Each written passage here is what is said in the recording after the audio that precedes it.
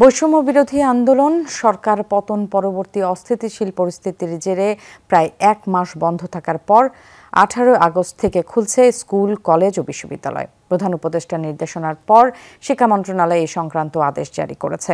আর স্থগিত হওয়া এইচএসসি পরীক্ষা 11 সেপ্টেম্বর থেকে শুরু করার জন্য রুটিন প্রকাশ করেছে শিক্ষা বোর্ড। 250-টিরও বেশি ডিজাইন অপশন নিয়ে ওয়ালটন স্মার্ট ফ্রিজ, বোঝে আপনার প্রয়োজন।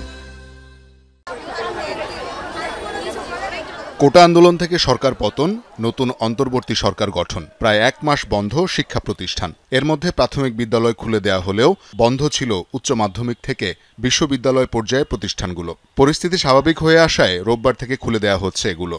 তবে আটকে যাওয়া এইচএসসি ও সমমান পরীক্ষাগুলোও শুরু হবে আগামী মাসে। এই তথ্য জানিয়ে শিক্ষা বোর্ড সমন্বয়ক বলেছেন, সংশোধিত রুটিন প্রকাশ হয়েছে। আজকে রুটিন অনুমোদন হয়েছে 11 সেপ্টেম্বর থেকে শুরু হবে। আমাদের এডুকেশন বোর্ডের ওয়েবসাইটে আছে 11 সেপ্টেম্বর থেকে শুরু, মাননীয় প্রধান উপদেষ্টা অনুমোদন করেছেন। এর আগে প্রাথমিক ও গণশিক্ষা মন্ত্রণালয়ের আদেশে বুধবার থেকে ক্লাস পরীক্ষা শুরু হয়েছে প্রাথমিক স্তরের শিক্ষা প্রতিষ্ঠানে। শওকত মঞ্জুর শান্ত, যমুনা নিউজ, ঢাকা।